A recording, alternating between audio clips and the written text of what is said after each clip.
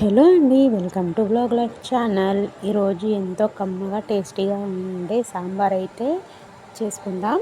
చాలా రుచిగా ఉంటుందండి. హోటల్ స్టైల్లో లాగా చాలా టేస్టీగా అండ్ ఎప్పుడు ఒకే విధంగా రుచి మారకుండా ఉంటుంది. ఒకసారి అయితే ఇలా ట్రై చేయండి, మీకు డిఫరెంట్గా నచ్చుతుంది. సో ఇప్పుడు ప్రాసెస్ అయితే చూసేద్దాం. ముందుగా ఒక 2 గ్లాసుల వరకు కందిపప్పు తీసుకొని అందులో కొద్దిగా జీలకర్ర, పసుపు, ఆయిల్ వేసి ఈ విధంగా మెత్తగా ఉడికించుకోవాలి. ఇలా ఉడికిన తర్వాత దీన్ని పక్కన పెట్టేసుకొని మరొక కడాయి తీసుకొని అందులో కొద్దిగా ఆయిల్ వేసి ఆవాలు, జీలకర్ర వేసి అవి వేగిన తర్వాత కొన్ని సొరకాయ ముక్కలు కూడా వేసి ఒక 2 నిమిషాల పాటు ఫ్రై చేసుకోవాలి. ఇక్కడ మీరు మీకు నచ్చిన వెజిటేబుల్స్ని యూజ్ చేసుకోవచ్చు. నెక్స్ట్ నేను ఇక్కడ బెండకాయని యాడ్ చేస్తున్నాను. ఇవి కూడా వెజిటేబుల్స్ని 1 బై 1 యాడ్ చేసుకుంటూ వెళ్ళాలి.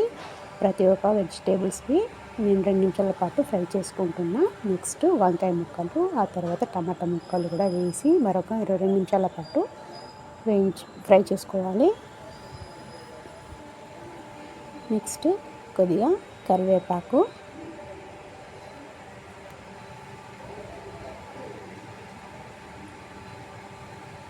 ఇవి కొద్దిగా ఫ్రై అయిపోయిన తర్వాత అలాగే కొన్ని వెల్లుల్లిపాయలు అలాగే డైరెక్ట్గా వేసేస్తున్నా.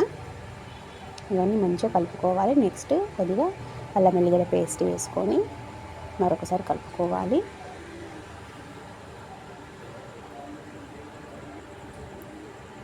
నెక్స్ట్ కొద్దిగా పసుపు వేసుకున్న తర్వాత చింతపండు రసాన్ని ఇందులో యాడ్ చేసుకోవాలి. కొద్దిగా 1/2 టేబుల్ స్పూన్ వరకు మెంతి పిండి వేసుకోవాలి. ఇక్కడ అన్నీ ఒకేసారి కాకుండా ఒక 2 నిమిషాల పాటు గ్యాప్ ఇచ్చి వేసేసుకుంటున్నా.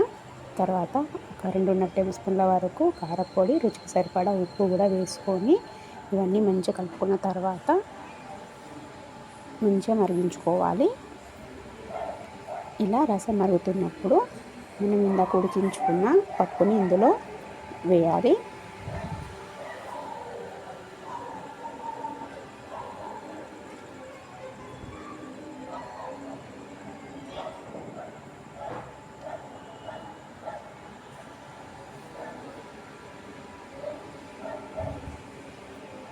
ఇలా పప్పుని వేసుకొని మొత్తం మంచిగా ఉండలేకుండా కలుపుకొని మరిగించాలి.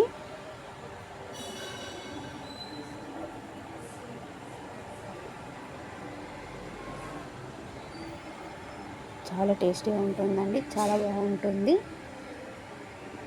ఇలా మూత పెట్టేసి ఒక 5-10 నిమిషాలు మరిగించుకుంటే ఎంతో టేస్టీగా ఉండే సాంబార్ రెడీ. డైరెక్ట్గా కూడా తినేయొచ్చండి, చాలా టేస్టీగా ఉంటుంది. ఒకసారి అయితే డెఫినెట్గా ట్రై చేయండి. మీకు ఎలా వచ్చిందో కామెంట్ చేయండి. మీకు కనుక ఈ వీడియో నచ్చితే లైక్ చేయండి, షేర్ చేయండి. మరిన్ని వీడియోస్ కోసం ఛానల్ని సబ్స్క్రైబ్ చేసుకోండి. Thank you for watching.